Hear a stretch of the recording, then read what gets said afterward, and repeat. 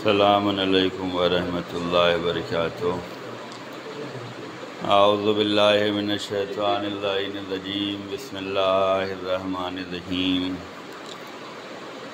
الحمد للہ الذی کان موجودا قبل حدوث الاشیاء ویبقی بعد فناء الاشیاء، تفرد بالاولیۃ والقدم وسمع کل شیء ما عدا بالفناء والعدم، كما قال ذا شان كل شيء هالك إلا وجهه وكل نفس ذائقة الموت، وقال كل من عليها فان ويبقى وجه ربك ذو الجلال والإكرام، والصلاة والسلام على أشرف الأنبياء والمرسلين حبيب إله العالمين بالقاسم محمد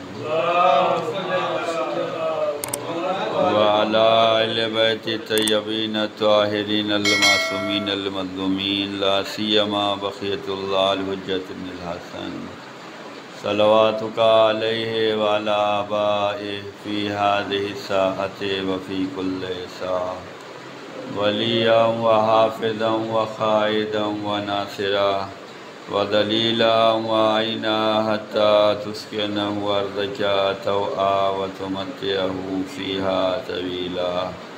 اللہم صل علی محمد وآل محمد وعجل فرجہم۔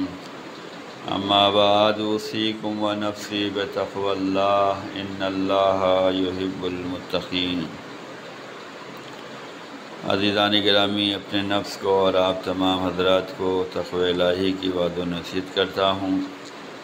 تقوی بہترین سرمایہ حیات و نجات ہے۔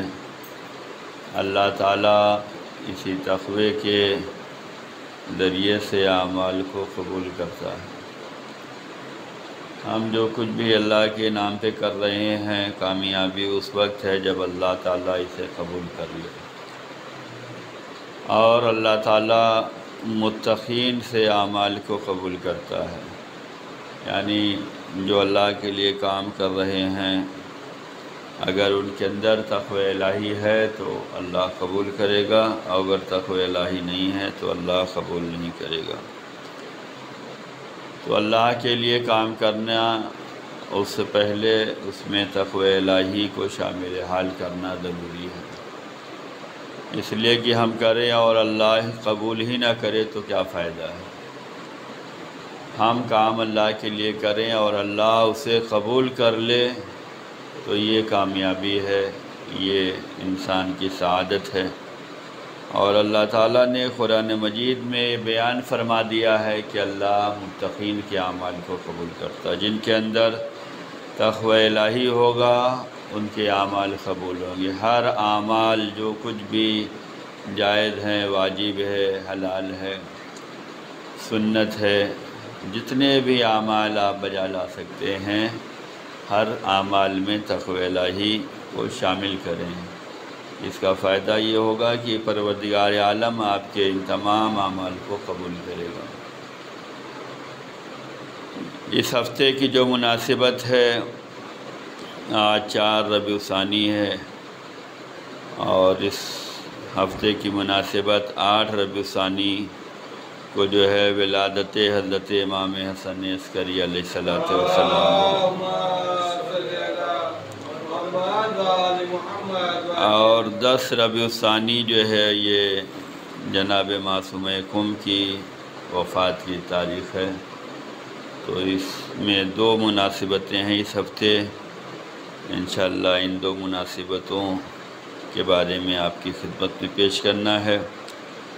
پہلی مناسبت 8 ربیع الثانی 232 ہجری، اس دن جو ہے حضرت امام حسن عسکری علیہ السلام پیدا ہوئے ہیں، اور آپ کی ولادت جو ہے بروز جمعہ مدینہ منورہ میں ہوئی ہے۔ آپ کی عمر مبارک جو ہے بہت کم ہے، 28 سال کی عمر ہے، اور جیسا کہ 8 ربیع الاول جو ہے شہادت حضرت امام حسن عسکری علیہ السلام ہے، جسے تمام شیعان حیدر کرار جو ہے وہ جانتے ہیں۔ یہ الوداعی ماتم جو ہے، الوداعی جلوس اور ادا جو ہے اسی تاریخ میں ہوتا ہے۔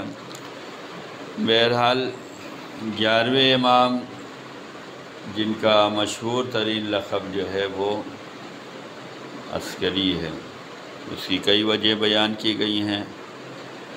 ایک وجہ تو یہ ہے کہ جہاں پر آپ کو قید خانے میں رکھا گیا تھا وہ قید خانہ فوجی چھاؤنی کے درمیان تھا، اور فوجی چھاؤنی کو جو ہے عسکری کہتے ہیں، اس لیے آپ کو عسکری کہا جاتا ہے۔ اور دوسرا جو ہے سبب یہ بیان کیا جاتا ہے کہ آپ کے زمانے کا جو ظالم حاکم تھا اس نے اپنی فوج دکھلا کر جو ہے آپ کو متاثر کرنا چاہا کہ ہمارے پاس اتنی فوج ہے۔ تو جب امام کو اس نے اپنی فوج دکھلائی تو امام نے جو ہے اپنی جو ہے الہی فوج جو تھی وہ دکھلائی، اس لیے جو ہے امام کو جو ہے عسکری کہا جاتا ہے۔ خلیفہ جو امام کے زمانے میں تھا، ظاہر سی بات ہے خلافت تو امام کا حق ہے، لیکن دنیا نے اپنے بنائے ہوئے خلیفہ بنائے ہیں۔ تو امام کے زمانے میں جو حکومت کر رہا تھا اس نے 90,000 کا لشکر دکھلا کر امام کو مرعوب کرنا چاہا، رعب جمانا چاہا تھا۔ امام نے اس کے لشکر کو دیکھا، اور دیکھنے کے بعد امام نے کہا اب ہمارے لشکر کو دیکھو، تمہارے لشکر تو زمین پر ہیں، ہمارے لشکر جو ہے ہوا میں ہیں، آسمان میں ہیں۔ اور امام نے کہا دیکھو، اب جو دیکھا تو وہ حیران رہ گیا، کہا یہ ہمارے الہی لشکر ہے۔ اس لیے امام کو جو ہے وہ عسکری کہا جاتا ہے۔ بالکل یہ ایسے ہی ہے جیسے آج کے زمانے میں ظالم باطل حکومتیں جو ہیں اپنی طاقت کے بل پہ حق پرستوں کو اور مظلوموں کو ستا رہی ہیں اور بتلا رہی ہیں ہمارے پاس یہ اسلحے ہیں، ہمارے پاس یہ طاقت ہے، اور یہ میڈیا وار ہے۔ ایسے میں اہل بیت کے چاہنے والے، اللہ رسول پہ بھروسہ کرنے والے بھی اپنی طاقت کا مظاہرہ کر رہے ہیں، اور دنیا حیران ہے کہ جس پہ اتنی پابندیاں لگائی گئیں، پابندیوں کے باوجود وہ اتنے کامیاب ہوتے چلے گئے۔ انسان کو کوشش کرتے رہنا چاہیے۔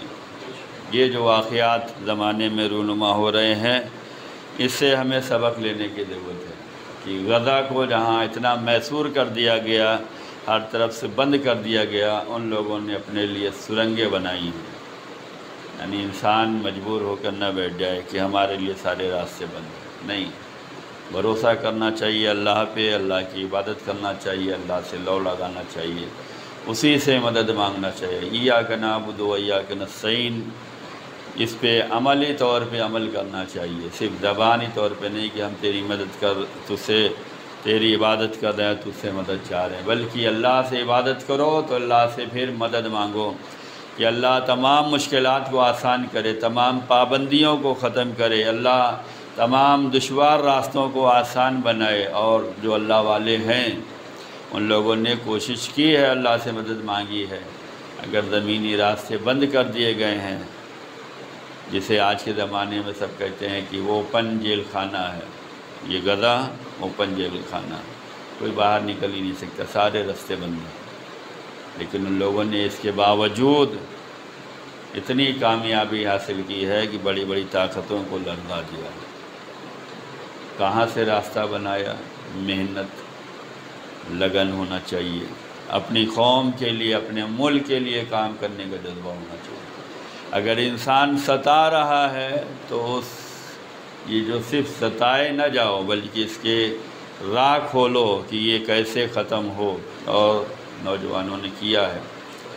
یہ زمانہ بھی جھوٹ کا زمانہ ہے، جنگیں بہت طریقوں سے لڑی جاتی ہیں، کچھ جنگیں علم سے لڑی جاتی ہیں، کچھ اسلحے سے لڑی جاتی ہیں، کچھ انسان دل و دماغ سے لڑتا ہے، کچھ حوصلوں سے لڑتا ہے۔ انسان کوشش کرتا رہے، اپنے علم کے لحاظ سے کوشش کرتا رہے، حوصلوں کے لحاظ سے کوشش کرتا رہے۔ جس کے حوصلے ٹوٹیں گے وہی ناکام ہوگا۔ حوصلے بلند رکھنا چاہیے، عزم و ارادہ ہونا چاہیے، خدا کی ذات پر یقین ہونا چاہیے کہ وہ ہماری ضرور مدد کرے گا اور دنیا دیکھ رہی ہو۔ تو ایسے ہی امام کے زمانے میں جو بھی حکومت تھی اس نے امام کو 90,000 کا لشکر دکھلا کر رعب جمانا چاہا تھا۔ امام نے جو ہے اپنا لشکر دکھلا کر یہ بتلا دیا کہ دیکھو ہم کسی کے رعب میں آنے والے نہیں ہیں۔ جو خدا پہ بھروسہ کرتا ہے، خدائی راہ پہ چلتا ہے، وہ کسی کے رعب سے مرعوب نہیں ہوتا ہے، کسی کے ڈرانے سے ڈرتا نہیں ہے، بلکہ اسے اللہ پر بھروسہ ہونا چاہیے۔ امام حسن عسکری علیہ السلام جو ہے ہمیشہ شیعان آل محمد کی حاجت روائی فرمایا کرتے تھے۔ جتنے بھی ہمارے ائمہ معصومین ہیں ان لوگوں نے ہمیشہ جو ہے حاجت روائی کی ہے۔ لوگوں کو جو بھی مسئلے درکار رہے، جو بھی پریشانیاں رہیں، جو بھی مشکلات رہیں، وہ ان مشکلات کو دور کرتے تھے، حاجت کو روا کرتے تھے، حاجت پوری کرتے تھے۔ امام فرماتے ہیں کہ جنت میں ایک دروازہ ہے جس کو باب المعروف کہا جاتا ہے، اس دروازے سے صرف وہ لوگ جائیں گے جو لوگوں پر احسان کرتے ہیں، جو لوگوں کی حاجت روائی کو پورا کرتے ہیں۔ یعنی حاجت روائی مومنین کی اور مومنین کے ساتھ احسان کرنا اتنا عظیم درجہ رکھتا ہے کہ جنت میں ایک دروازہ جس کا نام ہی باب المعروف رکھا گیا، اس دروازے سے صرف اور صرف وہ لوگ جائیں گے جو لوگوں پر احسان کرتے ہیں، لوگوں کی حاجت روائی کرتے ہیں۔ یعنی اس کا مطلب یہ ہے کہ لوگوں کو شوق دلایا گیا ہے کہ تمہیں حاجت روائی کرنا چاہیے۔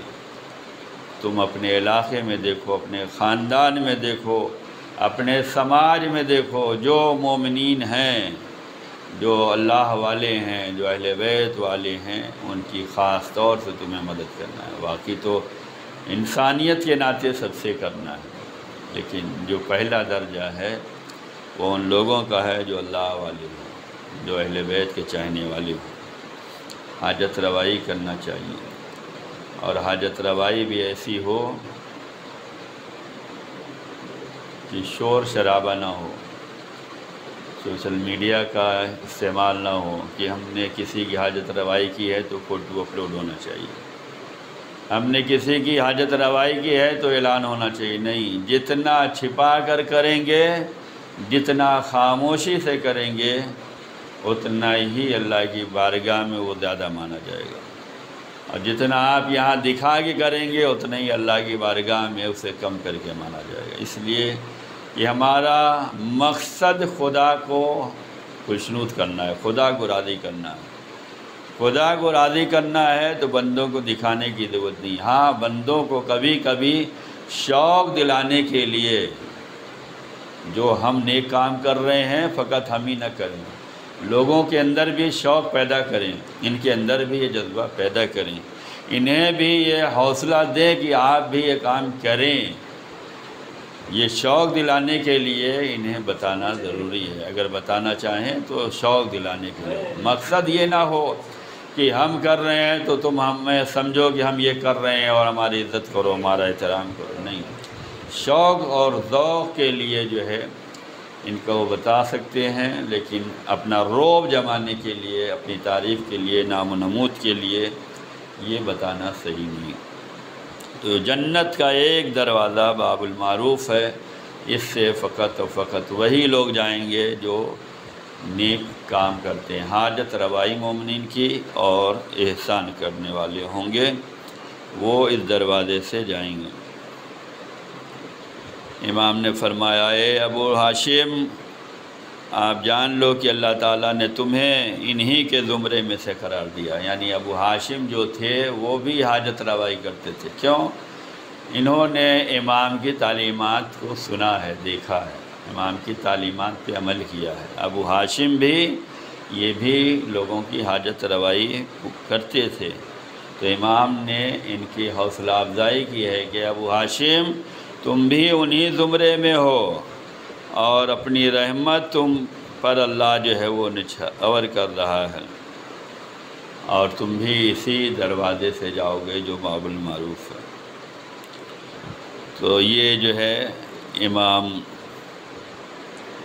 کی ولادت کی تاریخ ہے۔ ہمیں چاہیے کہ چاہے ولادت ہو یا شہادت ہو، جو بھی مناسبتیں آتی ہیں اس میں ہمیں اپنے عمل کو زیادہ کرنا چاہیے، اپنے اخلاص، اپنی نیت، اپنے کردار کو زیادہ کرنا چاہیے۔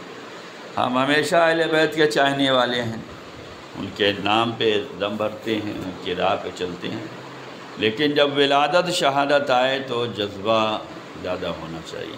کیوں؟ یہ موقع بار بار نہیں آتے، کبھی کبھی آتے ہیں، تو اس میں ہمیں زیادہ کام کرنے کی ضرورت ہے۔ مجالس کا اہتمام کریں، محافل کا اہتمام کریں، لوگوں کو، مومنین کو دعوت کا اہتمام کریں، علمی نشست رکھیں، امام کی تعلیمات لوگوں تک پہنچائیں، امام کے کردار کو اپنائیں، امام کی سیرت پر عمل کرنے کی کوشش کرنا چاہیے۔ یہ ولادت شہادت اسی لیے آتی ہے تاکہ انسان اپنے دلوں کو اور زیادہ منور کر سکے، اور جو ہے وہ امام کی راہ پہ چل سکے، اور جذبہ ایمانی میں اس کے اضافہ ہو سکے۔ دوسری مناسبت جو ہے وہ جناب معصوم خم کی وفات کی ہے۔ یہ معصوم خم جن کے بارے میں حضرت امام علی رضا علیہ السلام نے فرمایا تھا کہ من زار المعصوم بقم فقد زارنی، جس نے خم میں معصومہ کی زیارت کی اس نے ہماری زیارت کی۔ 8ویں امام کی بہن ہیں، یہ 7ویں امام کی بیٹی ہیں، 9ویں امام کی پھوپھی ہیں۔ 8ویں امام اپنی بہن کے بارے میں فرماتے ہیں جن کا مزار خم میں ہے، اور ابھی حالات کیسے ہیں اس کا اندازہ لگائیں کہ ہمیں زیادہ دعا کرنے کی ضرورت ہے۔ یہ جو آج اہل بیت کے چاہنے والے کو کامیابیاں مل رہی ہے، یہ وہی مومنین کی دعائیں ہیں۔ ہر بندہ مومن جو ہے ان لوگوں کے لیے دعا کر رہا ہے۔ ابھی حالات کیسے ہیں کہ عراق میں 2 روضے ہیں، ایران میں 2 روضے ہیں، مشہد اور قم۔ مشہد میں 8ویں امام کا روضہ ہے، اور قم میں جناب معصوم قم کا روضہ ہے۔ دونوں جگہ پرچم سیاہ کر دیے گئے ہیں۔ پرچم سیاہ کرنے کا مطلب یہ ہے کہ ہم حالت جنگ میں ہیں، ہمیں بدلہ لینا ہے۔ پرچم بار بار نہیں چینج کی جاتی، یعنی یہ اہل بیت کے چاہنے والے جو کام بھی کرنا چاہتے ہیں یا کرتے ہیں، پہلے اپنے رہبران سے متوسل ہوتے ہیں، پہلے اپنے امام کی بارگاہ میں حاجت رکھتے ہیں۔ یہ جو پرچم بدلے گئے ہیں اس کا مطلب یہ ہے کہ لوگوں نے پہلے معصوم خم کی بارگاہ میں اور امام کی بارگاہ میں اپنی حاجتیں رکھی ہیں کہ ہم یہ کرنا چاہتے ہیں، ہم مظلوموں کا ساتھ دینا چاہتے ہیں، ہم دنیا میں جو یزیدیت پھیلی ہوئی، جو ظلم و جور، جو بھوکے مارے جا رہے ہیں۔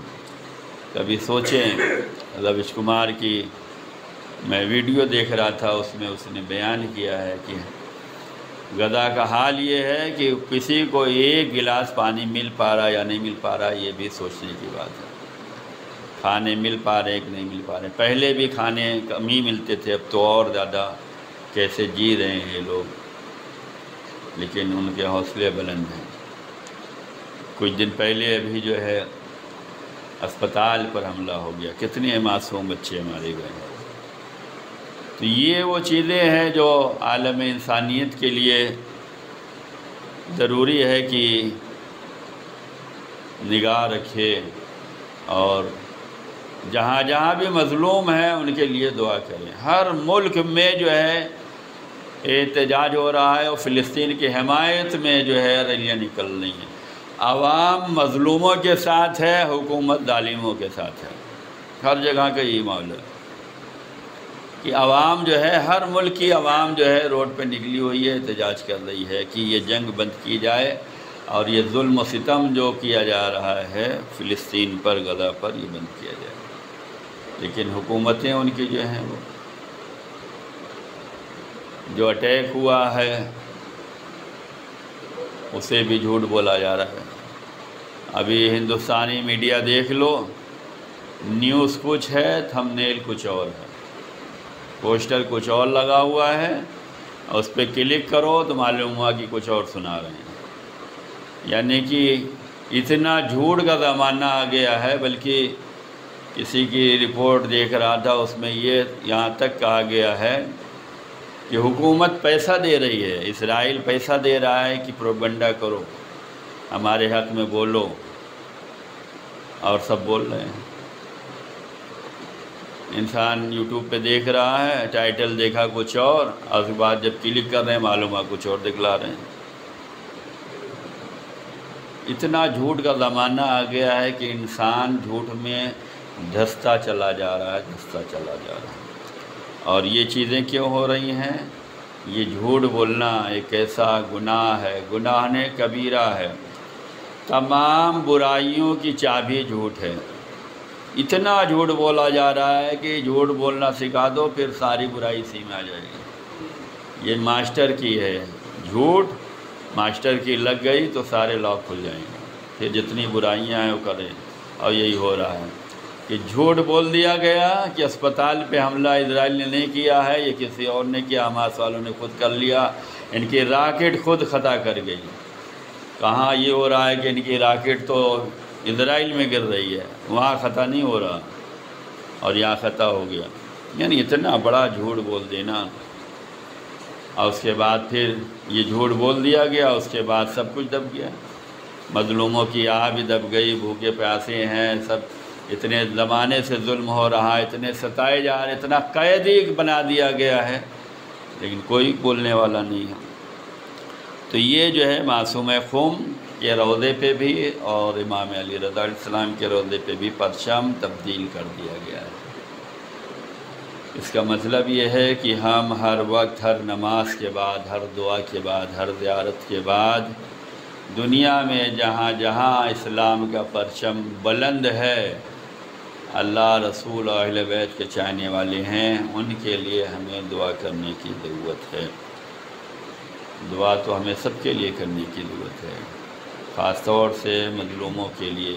مولا امام علی علیہ السلام نے اپنی وصیت میں فرمایا تھا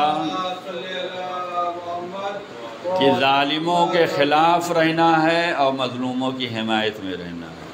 مولا علی اپنی وصیت میں فرماتے ہیں کہ ظالموں کے خلاف رہو، مظلوموں کی حمایت میں رہو۔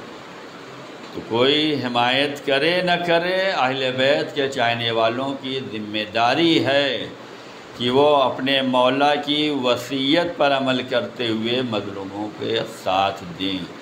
ساتھ دینے کا مطلب یہ نہیں ہے کہ ہم وہاں جائیں، ساتھ دینے کا مطلب یہ ہے کہ ہم یہیں سے ان کے لیے دعا کریں اور ظالموں کی ناکامی کے لیے دعا کریں۔ مظلوم سے ہمدردی کی دعا، مظلوم کی کامیابی کے لیے، مظلوم کے امن و امان کے لیے، مظلوم کی مشکلات کو آسان ہونے کے لیے، اور ظالم حکومتوں کے مقصد کو ناکام ہونے کے لیے دعا کرنی چاہیے۔ تو یہ معصوم خم جن کا روضہ جو ہے خم میں ہے، جن کے بارے میں امام نے فرمایا کہ جس نے معصوم خم کی زیارت خم میں کی، اس نے گویا ہماری زیارت کی ہے۔ اور اس کے بعد جو ہے یہ بھی فرمایا ہے کہ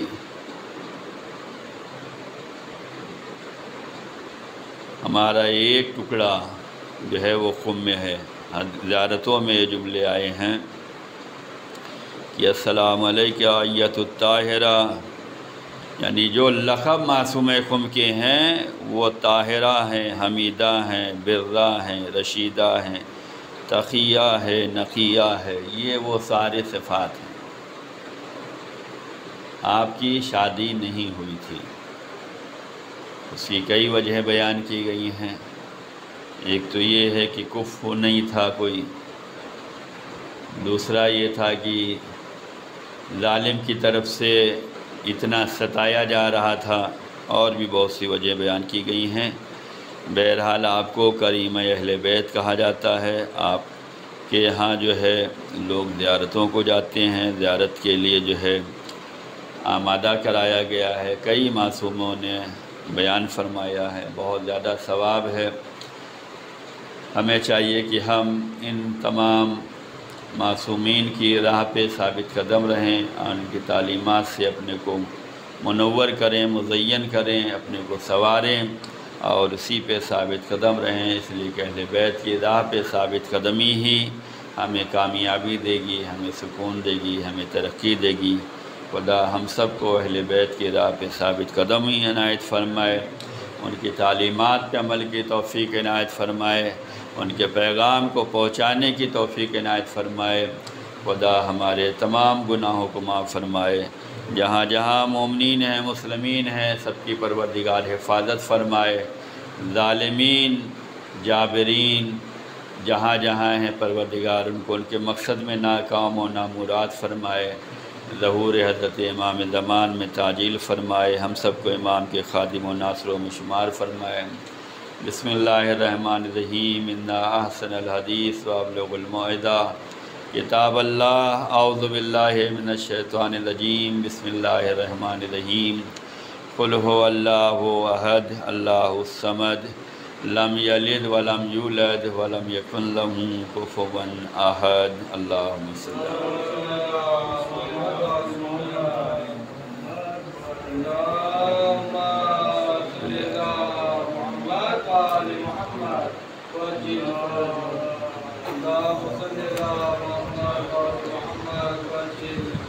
اعوذ باللہ من الشیطان اللعین الرجیم۔ بسم اللہ الرحمن الرحیم۔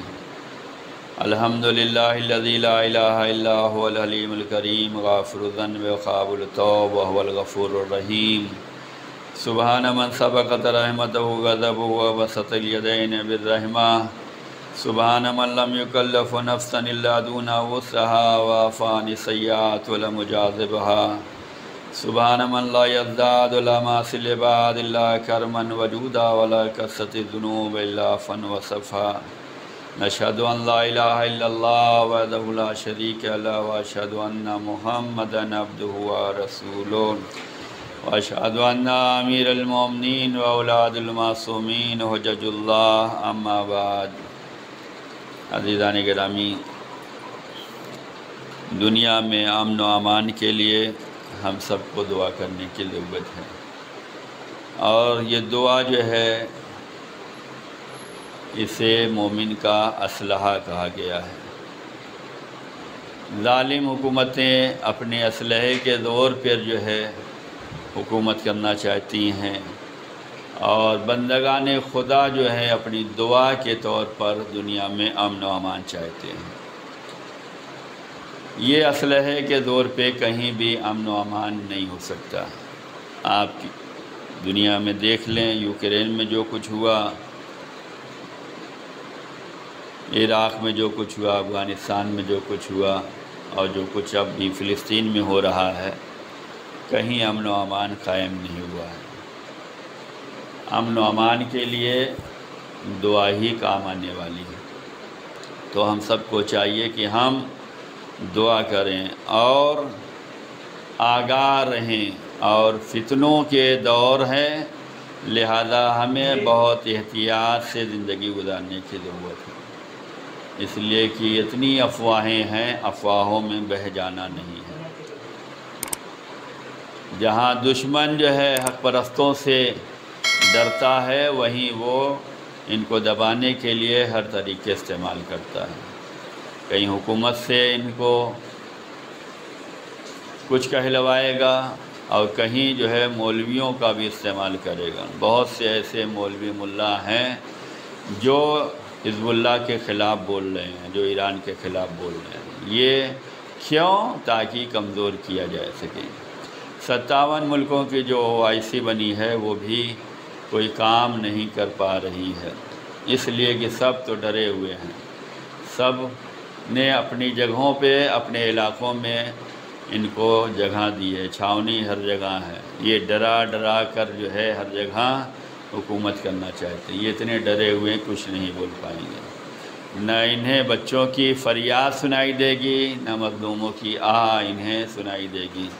جب ان پہ وقت پڑے گا تب یہ فریاد کریں گے۔ اور بہت سے لوگوں کا کہنا بھی یہی ہے کہ جو لوگ ابھی اسلامی ممالک کے نام پہ خاموش ہیں ان کی بھی باری آئے گی، دھیرے دھیرے سب کی آئے گی۔ تو یہ چاہیے کہ سب مل کے کام کریں، کوئی ملے نہ ملے ہم سب کو مل کر دعا کرنے کی ضرورت ہے۔ ہم سب ہمیشہ مظلوموں کی حمایت کرتے ہیں، مظلوموں کے لیے دعا کرتے ہیں اور ظالمین کے خلاف ہمیشہ رہیں گے، اس لیے کہ اللہ کا بھی یہی فرمان ہے اور اہل بیت کا بھی یہی فرمان ہے۔ جو کچھ ہو رہا ہے یہ صرف حکومت ہے اور یہ صرف جو ہے پیسے کے بل پہ ہے۔ سب کے اسلحے بکنے چاہیے اور سب کے ہتھیار بکنے چاہیے۔ ڈرا ڈرا کے بھی بیچا گیا، اب اس کو جو ہے خرچ ہونا چاہیے تاکہ نئی کھیپ آ سکے۔ یہ وہ چیزیں ہیں جس پہ غور کرنا چاہیے، اور اس میں جو ہے خرافات سے بچے رہیں، افواہوں سے بچے رہیں۔ جو حق پرست ہیں، جو مظلوم ہیں، ان کے لیے ہم دعا کریں۔ الجھنے کی ضرورت نہیں ہے، سلجھنے کی ضرورت ہے۔ بھیڑنے کی ضرورت نہیں ہے، سمجھنے کی ضرورت ہے۔ ہماری دعاؤں میں بہت زیادہ تاثیر ہے۔ مومن جب دعا کرتا ہے تو اللہ قبول کر لیتا ہے، اور جب مظلوموں کے لیے دعا کی جائے تو وہ دعا تو زیادہ پاورفل ہوتی ہے۔ جو دعا غیروں کے لیے کی جائے وہ دعا زیادہ قبول ہوتی ہے۔ لہذا حالات بہت سخت ہوتے جا رہے ہیں، اہل بیت کے چاہنے والوں پہ زمانہ تنگ ہوتا جا رہا ہے، لیکن اہل بیت کے چاہنے والے اپنی جگہ پہ ثابت قدم ہیں، اور وہ جو ہے روضات مقدسہ سے حوصلہ لیتے ہیں، تعلیمات اہل بیت سے حوصلہ لیتے ہیں، کربلا سے حوصلہ لیتے ہیں۔ تو ایسے لوگوں کی حوصلہ افزائی ہمیں کرنے کی ضرورت ہے کہ ان کے حق میں دعا کریں جو اہل بیت کی راہ پہ ہیں، اللہ انہیں دین و دنیا میں سرخرو کرے، اور یہ جو ہے ان کا پرچم بلند رہے، ہر جگہ انہیں عزت ملے، کامیابی ملے، فتح یابی ملے، اور ان کے دشمنوں کو پروردگار ہر جگہ ذلیل و خوار کرے، اور جہاں جہاں انسانیت بیدار ہے وہ ساتھ دے رہے ہیں، جہاں انسانیت مر چکی ہے وہ انہی لوگوں کے ساتھ ہیں جو ان کے خلاف ہیں۔ تو ہمیں آگاہ رہنے کی ضرورت ہے، کسی بھی مولوی ملا کے قول پر بھروسہ نہ کریں۔ بہت سے ایسے لوگ اپنا بیان دے رہے ہیں کہ جنگ نہیں کرنا چاہیے، جہاد نہیں کرنا چاہیے۔ ابھی پاکستان سے ایک ملا کا آیا ہے کہ جہاد تو ہو ہی نہیں سکتا۔ بھئی جہاد صرف یہی نہیں ہے کہ میدان میں جا کے اتریں، جہاد باللسان بھی ہے۔ جو دعا کریں گے آپ، جو مظلوموں کا ساتھ آپ زبان سے دیں گے، یہ بھی جہاد ہے۔ اسے جہاد لسان کہا جاتا ہے، زبان کا جہاد ہے۔ جو لوگ لکھنے والے ہیں، مضمون لکھتے ہیں، کالم لکھتے ہیں، خبریں لکھتے ہیں، ان کا بھی جہاد ہے، جہاد بالقلم ہے۔ یہ بھی حق بیانی سے لکھیں، حق کو واضح کریں، ظالم کے خلاف آواز اٹھائیں۔ جہاد بالنفس بھی ہے، جہاد بالقلم بھی ہے، جہاد باللسان بھی ہے۔ کوئی ضروری نہیں ہے کہ مارکے میں اتر جائیں، میدان میں چلے جائیں۔ جہاں جیسے ہیں وہاں سے آپ کر سکتے ہیں۔ ہم اپنی زبان کے ذریعے سے جو ہے مظلوم کا ساتھ دے سکتے ہیں، اپنے قلم کے ذریعے سے مظلوم کا ساتھ دے سکتے ہیں، دعاؤں کے ذریعے سے مظلوم کا ساتھ دے سکتے ہیں، اور دعا بھی اللہ کی بارگاہ میں کرنی ہے۔ اللہ سب دیکھ رہا ہے، لیکن اللہ یہ بھی دیکھنا چاہتا ہے کہ بندگان خدا کس کے حق میں دعا کرتے ہیں یا نہیں کرتے ہیں۔ اللہ دیکھتا ہے، اللہ رسی کو ڈھیلا چھوڑتا ہے، اس لیے کہ اسے کی قدرت سے کوئی نکلنے والا نہیں ہے، کوئی بھاگنے والا نہیں ہے۔ وہ دیکھتا ہے کہاں تک تم کیا کر سکتے ہو۔ تو ہمیں ضرورت ہے کہ ہم اپنی زبان سے، اپنی دعا سے، اپنے اعمال سے، عقیدے سے، اپنے قلم سے، اپنے مال سے صدقہ نکالیں۔ تو یہ کہہ کے نکالیں پروردگار یہ مظلومین کی طرف سے نکال رہے ہیں، ان کی کامیابی کے لیے نکالیں۔ ہم اپنے لیے جو صدقہ نکالتے ہیں انہی صدقوں میں ان مظلومین کی حمایت میں بھی صدقہ نکال دیں، کوئی کمی نہیں ہوگی، بلکہ ثواب میں اضافہ ہی ہوگا۔ جو صدقہ ہم اپنی سلامتی کے لیے، امام کی سلامتی کے لیے نکالتے ہیں، اپنی کامیابی کے لیے نکالتے ہیں، وہیں پر ان مظلوموں کی حمایت میں، ان کی حفاظت کے لیے، ان کی کامیابی کے لیے بھی نکالیں تو ثواب میں اضافہ ہی ہوگا، کمی نہیں ہونے والی ہے۔ ہم جس اعتبار سے ہیں ہمیں ان کا ساتھ دینا چاہیے، یہی خدا، رسول اور اہل بیت کا راستہ ہے۔ آج کی جو سب سے بہترین عبادت ہے وہ محمد اور آل محمد علیہ السلام پر درود و سلام کا پڑھنا ہے۔ بسم اللہ الرحمن الرحیم۔ ان اللہ و ملائکتہ یصلون علی النبی یا ایھا الذین آمنوا صلوا علیہ وسلموا تسلیما۔ اللہم صل علی محمد و آلہ، اللہم صل علی سید المرسلین شفیع المذنبین نبینا محمد۔ اللہم صل علی سید الوصین امیر المومنین علی ابن ابی طالب۔ اللہم صل علی سیدۃ النساء العالمین فاطمہ بنت رسول اللہ۔ اللہم صل علی الحسن بن علی مجتبی۔ اللہم صل علی الحسین بن علی شہید کربلا۔ اللہم صل علی علی بن الحسین زین العابدین۔ اللہم صل علی محمد بن علی باخر النبیین۔ اللہم صل علی جعفر بن محمد الصادق۔ اللہم صل علی موسیٰ بن جعفر الکاظم۔ اللہم صل علی علی بن موسیٰ الرضا۔ اللہم صل علی محمد بن علی تقی الجواد۔ اللہم صل علی علی بن محمد ہاد النخیل۔ اللہم صل علی الحسن بن علی الزکی العسکری۔ اللہم صل علی مولانا صاحب العصر والزمان الحجت بن الحسن القائم المہدی۔ صلواتک علیہ وعلی آبائہ فی ہذہ الساعۃ وفی کل ساعۃ ولیا وحافظا وقائدا وناصرا ودلیلا وعینا حتی تسکنہ ارضک طوعا وتمتعہ فیہا طویلا۔ اللہم صل علی محمد۔ پروردگار ہم سب کی حاضری کو قبول فرما، ہم سب کے گناہوں کو معاف فرما، ہم سب کے تمام آفات و بلیات ارضی سماوی سے محفوظ فرما، جو بیمار ہیں انہیں صحت و سلامتی اور شفاء کاملہ اور عاجلہ نصیب فرما، جو پریشان حال ان کی پریشانی کو دور فرما۔ پروردگار دنیا بھر میں جہاں جہاں مظلومین ہیں، جہاں جہاں پریشان حال لوگ ہیں، ان کی پریشانی کو دور فرما، ان کو اپنے مقصد میں کامیاب و کامران فرما۔ جہاں جہاں ظلم و جور ہو رہا ہے پروردگار ہر ظالم کو ان کے مقصد میں ناکام و نامراد فرما۔